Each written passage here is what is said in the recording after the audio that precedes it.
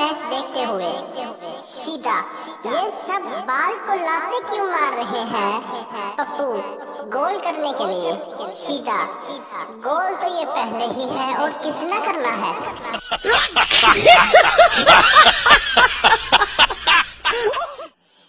एक नया सराइकी शख्स आ रहे थे, आंखों में आंखें डाले।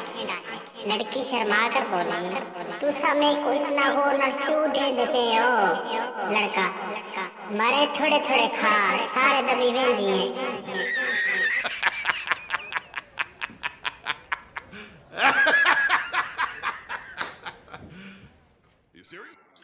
शिद्दा, 2 साल पहले मुझे बुखार था। डॉक्टर, तो अब क्या हुआ? शिद्दा, यहाँ से गुजरा तो सोचा आपसे पूछ लूं। आपने नहाने से मना किया था, तो क्या अब मैं नहा सकता हूँ?